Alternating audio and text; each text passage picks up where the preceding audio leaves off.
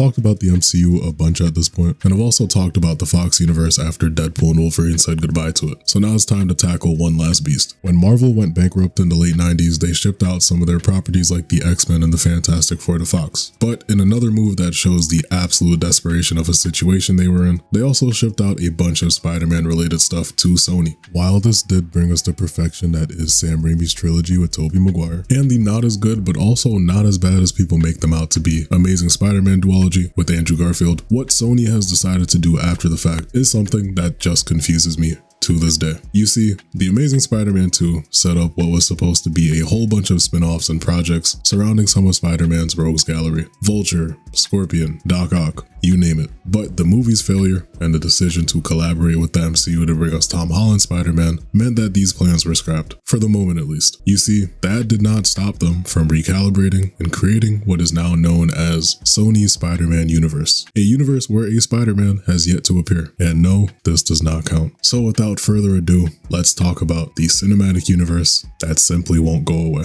If I had to go ahead and spoil this video real quick, I'd say that the first Venom is probably the only movie out of these that I like. I don't like it a lot, but it's not hard to watch like some of the others. And trust me, it goes downhill pretty fast after this. This was one of those movies where the announcement was pretty big at the time, and it had a lot of people asking a lot of questions. Some people thought we'd be getting another Spider-Man, others thought it was weird to be getting a Venom-led solo movie, and I just found myself right in between those two sides. If we want to talk about the story, it's a pretty generic one for a comic book movie. We get Tom Hardy as Eddie Brock, who is still one of the strangest castings for a comic character, but he seems to really like the role, so I can't really knock him for it. And he's a semi-typical guy who does his reporter thing living in San Francisco. I will say that a solo Venom movie seems like a no-brainer, but just jumping in with no connection to Peter Parker at all really weirded me out when I was younger, and honestly still does. I don't like Eddie as a protagonist very much here, but he's the most normal he'll ever be in this movie. He's just a very reckless guy and doesn't think too much about what he does, and is honestly just very careless, which I don't get. But this movie is the best because it's the closest to being an okay movie. And it's also funny to look at how little actually happens in this movie. While Eddie continues to investigate the Life Foundation and they continue their experiments on the symbiotes, Riot does a world tour, and it really takes about an hour for things to really get going. There's a few things I can point out and say I like in this one. One of the biggest things I appreciate is how they showcase the insanity that would come with hosting a symbiote. You're not gonna feel good, and you're gonna look insane. And we get to see both with Eddie. Shout out Dan for genuinely just trying to help him. And all of the best parts of the movie come after Eddie bonds with the symbiote. The chase out of the Life Foundation was cool, and the lead up to him getting the symbiote was creepy in a cool way too. The chase that they go on through San Francisco made for some good moments, like seeing Eddie's broken leg get fixed right away. And after it, we finally get to the big Venom reveal from all the trailers. When you go to watch this movie, this is really what you're there for. Nothing ever really comes close to this moment,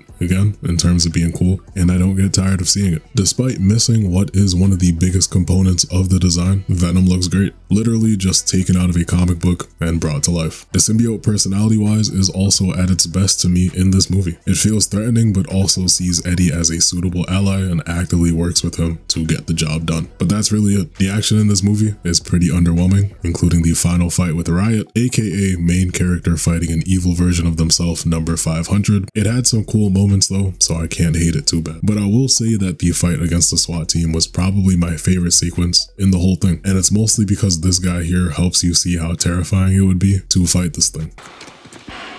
Where is it? It's another one of those glimpses where you go, Venom is such a cool character, and helps you forget that this whole movie is mid, but it does make sure to remind you with a very forgettable villain and one of the worst songs of all time getting made by Eminem for it. A lot of what I didn't like about this one not only carries over to the others, but also just gets worse, like really, really bad. Even though I didn't like it much and kind of thought this would be a one and done, this movie managed to make some money. And with an after credit scene to set it up, we end up getting Venom Let There Be Carnage. Not a fan of this one. at all, I think. I fell asleep in the middle of it. It was like 3 a.m., but my point still stands. There's a lot less of what I liked about the first, and more of what I couldn't care less about. It's really just too goofy. Look, I'm down for a goofy movie, especially this one here, but only if it is done with the utmost finesse and skill, which isn't the case here. It's disappointing to have to say that a movie including Venom and Carnage is bad, but it is the reality that we live in. This one takes place a little over a year after the first. Eddie and Venom still bonded, fighting crime, protecting the people lethally, if you will, but we'll see that there's some tension between the two of them. Then we've got our main villain, the one and only Cletus Cassidy, who has thankfully lost the wig that we saw him with last time. Eddie goes to a prison to interview him for the paper. There's this part where they're talking and he just starts flaming Eddie out of nowhere, and I was absolutely dying. You are a cancer to everyone who ever loved you, Eddie. Deceived your trusting fiancé, and no wonder Daddy could never look at you again after you killed his wife, your mother, just by being born. He was moving like the lizard for a sec. No mother, no father, no uncle. But it gets Eddie riled up enough to get close to him, leading to Cletus biting him and him getting the symbiote. Carnage is born and he breaks out of prison, which is definitely one of the best parts of the movie, and we pretty much get two storylines. Eddie and Venom fall out while Cletus finds love again with help from Carnage. And Eddie and Venom's breakup is where I'm just like, alright, when I said the symbiote's personality was at its best in the last movie, it's really because of this. The whole subplot gets really annoying and takes up most of the movie. The two of them fight, go their separate ways, all that. Venom goes to a rave, gives a really dumb speech. Eddie continues to spiral, and Cletus manages to be better than Carlton Drake because he has a personality, but he's still not that good. I don't think he's one of those characters they should make you want to sympathize with, but they go for it a good amount in this movie. From reuniting with Shriek to telling Eddie that he isn't all that crazy, and I'm just like, no, you are definitely crazy. You killed a random guy and took his clothes. Look, this movie is just for the vibes. Strange vibes for sure, but vibes nonetheless. I'm happy that Carnage looked and sounded cool at least. The final fight in this movie was a lot better. I do wish that it took itself a little more seriously, but because Cletus and Carnage both get eaten by the end of it, that'll never happen with these two. This movie not only came out during COVID, which means who knows what got changed around with the story, but also right before No Way Home. So in the after credits, we see Eddie and Venom get mysteriously booted over to the MCU. Obviously, we never see them interact with Tom Spider-Man, but at the time, this was insane to see. And I could admit it was a little cool. So after having such a big win with the first, and an alright follow-up to go along with it, you've got to make sure you come out swinging with your next one. If you're Sony, you have to ask yourself, man, who's another heavy hitter that we can make a solo movie for? And if your answer wasn't Morbius, I don't know what to tell you. I'm going to make this one quick because the only time in my life I have consumed content that included Michael Morbius was the 90s Spider-Man cartoon and maybe Spider-Man PS4, if you want to count this doctor who goes by an alias of his. I genuinely do not understand why this movie was made. I try not to be a picky person, but if I'm saying why am I watching this to myself, every couple lines of dialogue, it feels like there's a problem. Jared Leto, one of the weirdest characters in all of Hollywood, is the Michael Morbius in this movie. I'm a believer that with enough craftsmanship, you can tell a good story about anyone or anything. Morbius is a crash course on how to do neither. Between Jared Leto's really dry delivery, if you start quoting The Notebook to me, I am going to stop and hobble very slowly in the opposite direction. and what is truly one of the most boring storylines of all time, I felt my soul slowly descending into the abyss as I yearned for something more meaningful with every minute of this movie that passed. So, I played Sparking Zero for a long time. I never got to own Budokai Tenkaichi 3, but spent hours watching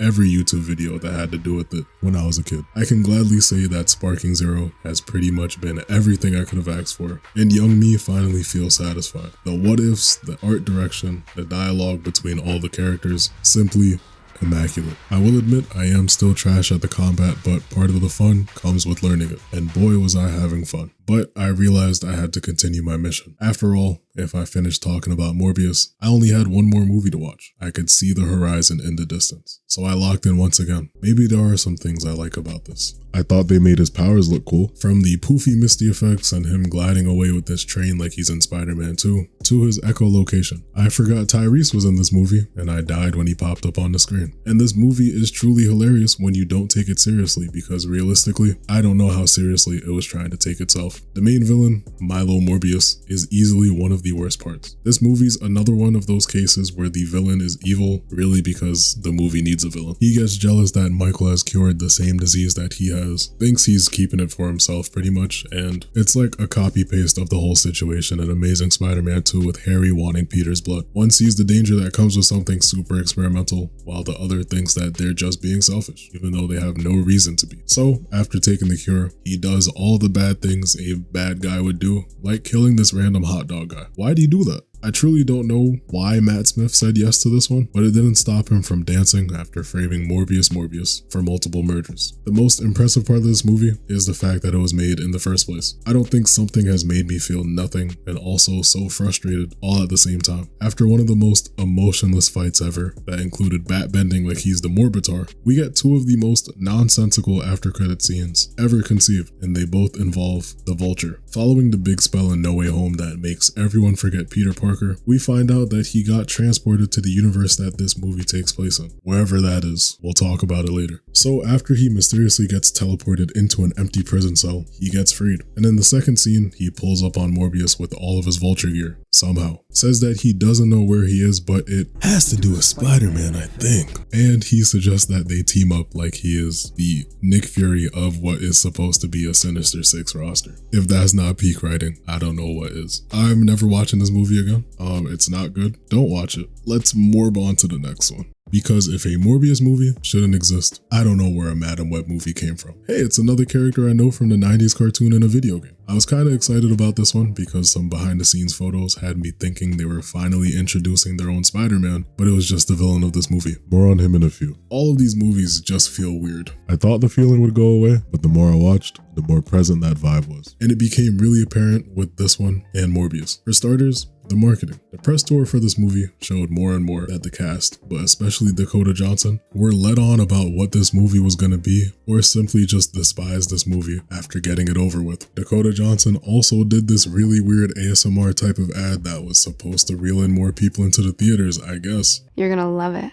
In fact, I think you're gonna see it twice. And speaking of our lead actress, Cassandra Webb has got to be one of the worst main characters ever. From the very start of this movie, she's just mean to everyone for no good reason. Whenever she's talking to anybody, it feels like she just despises them. Even my boy Ben Parker, who is gonna be an uncle. Can you believe it? Ben Parker, an uncle. Soon to be Uncle Ben. The baby shower was painful to watch. Why would anyone ever say any of this in this scenario? Well, my mother actually died in childbirth. And that goes along with how the dialogue in this movie is just bad as a whole. Everyone who talks kind of feels like they're talking because the movie needs speech. Emotions are all over the place and kind of non-existent at times too. To skip ahead, there's this bit where after all the chaos of the movie, everyone's in this hospital room and a nurse comes in to ask if everyone in there is immediate family. Cassandra says yes to show how much they've bonded after all that's happened, I guess. But then the nurse just immediately walks out. Why does she care? Why did she ask? Aside from that, Cassandra gets her powers of future sight and has premonitions of the group of girls we also follow in this movie and eventually protects them. And they're okay. Nothing really memorable. And once again, that ties back to the bad dialogue in this movie. You know who else isn't memorable? Ezekiel Sims. What a weird villain he was. It's definitely cool to see the whole evil Spider-Man angle, and I think they go about it in a cool way. His suit also looks great, even though I kinda don't know why he has one. It is an understandable change though. I guess they didn't want him running around New York with the dogs out. As a villain himself, just boring. ADR is something that has been bothering me in movies more recently because of how much it can stick out. And it's an issue that can be found in literally every single one of these movies. Cut the bullshit. What really made you change your mind? You know how I spent my endless days? But Madam Web is the worst offender in the Sony universe by far. I want to say almost half, if not more, of Ezekiel's dialogue is stuff that is voiceover in post. And there are multiple points where they leave the actor's mouth visible, and you can just see that he's saying something completely different to what you're hearing. Agreed to provide security for you because I thought you were close to finding the spider. She can't hide them forever. It's amazing that they decided to go out of their way to change the movie this much, and it's still garbage. He also just has one of the funniest deaths for a villain of all time. All of these premonitions of the girls being behind your death, and it's a Pepsi sign that takes you out, that's tough. I will say that I'm a big fan of how vibrant this movie is, and there are some pretty cool shots too. But once you get snapped out of that and another really bad joke, really bad line delivery, or something as stupidly hilarious as her earning her blindness by the end of the movie happens, you snap out of that and remember what you're watching. And I truly can't decide between this or Morbius as the worst comic book movie of all time. The way my morale just disintegrated with each movie really just blew me away. Don't watch all of these in one day. You will hate yourself. The SSU just shouldn't be a thing. And one of the biggest reasons for that is that it just doesn't make any sense. Venom kinda establishes its own Spider-Man-less universe. No problem with that. But then Morbius gets everything wrong. In one of the trailers, there's some graffiti of Toby Spider-Man on a wall. But then they reference something that happened in San Francisco, which would most likely be related to Venom. Morbius even says, "I am Venom" at one point. And then we have the Vulture in the after credit scenes. So someone please tell me where this movie takes place. But I actually don't care that much. I'm actually way more interested in Madam Web. It takes place in 2003, and everything in it points to it being a prequel for Andrew Garfield's Spider-Man. They reference Peter's dad being gone, and really everything that is Parker family related along with the year it takes place in points to that being the case. Future me here. So after doing a little bit of digging, it turns out that Peter is actually 17 in that first Amazing Spider-Man, which would completely throw off this whole timeline. But I do still think that a lot of what we see in here is Andrew's Spider-Man adjacent. I also think there was supposed to be a Peter Parker in this movie at some point, and that it was going to be like a Terminator 2 plot, whichever Terminator it is, I wouldn't know. And that's about it. Just had to jump in and interrupt myself real quick. Like and subscribe if you haven't already. Thank you. What is the significance? I couldn't tell you. What do I look like? It's just bad writing. And I don't know why, but after watching all of these, I just have this feeling that something's missing, but I can't quite figure out what it is. In all seriousness though, I imagine that the biggest reason why actors even sign on to these movies is because of potentially facing off against Spider-Man one day. Whether it's Tom Holland's or Andrew Garfield's, because after No Way Home, people not only fell in love with his portrayal all over again, but it seems inevitable that he'll be back someday. And watching these movies, you can tell where like Spider-Man would fit into these stories. Venom probably would have fought Spider-Man in the first movie. He would have needed Spider-Man to team up against Carnage in the second. Morbius might have fought Spider-Man at one point in his, and in Madam Web, it probably would have been a young Peter Parker being protected from Ezekiel. And a part of me feels bad because this Spider-Man connection will probably never happen. It seemed most likely for Tom Hardy, but he's come out and said that The Last Dance is his last Venom movie, and many leakers have said that Spider-Man isn't in the movie. So unless he appears in another project, that's it. But with all that being said, this universe is not done. When this video goes up, Venom The Last Dance is going to be out, and I'll probably see it because why not? I really have no idea what could happen in it, but it's giving off the strongest go big or go home vibes imaginable. We got to see Null in one of the trailers, and even though I heavily doubt we're going to see Venom and him scrap, that's the kind of thing that just screams finality. There were also some reshoots a little while ago where Tom Hardy could be seen in Manhattan, so maybe that has to do with a new direction with the ending or some post-credit scenes. The slim chance of him getting booted over to the MCU is always a possibility, but with No Way Home's post-credit scenes, we've already got a symbiote crawling around somewhere, so I don't really see why they do that. But again, it's Sony. They could have Morbius pop up in Spider-Man 4 for all I know. Personally, I'm still getting over the fact that we got a whole Venom trilogy. And in December, we'll be getting Kraven the Hunter. The SSU is easily the worst comic book universe we've gotten. I'm surprised it's gone on as long as it has, if I'm being honest. I feel like it comes up at any time we talk about Marvel these days, but I'm really interested to see just how interwoven everything becomes in Secret Wars. I don't know what the move is going to be after Kraven, but I'm sure it'll be a movie that is definitely shown on a screen. Remember when El Muerto was supposed to be a thing? It amazes me that the Spider-Verse movies are something that's come out of Sony, because those movies are true pieces of art, and I'll probably talk about them when the trilogy's over. Then there's the Spider-Noir series with Nicolas Cage. I think the Silk series is still floating out there somewhere, and Spider-Man 4 is slowly coming together. It's impressive that a company could be given the keys to such an iconic character and mess things up so much, but they'll always have him because Sony has deep pockets. At least they're willing to collab with the MCU on Spider-Man, but please leave him in the multiverse alone, I beg. And yeah, I will never be watching these again. As always, thank you for watching, take care of yourselves, and have a good one. You be in Miami with your family, those your brothers, ayy. When we split apart, there's the love between our mothers, ayy. No, we ain't together, but whatever, I still fuck with you. Used to get the numbers, selling flights to get them dirty blue.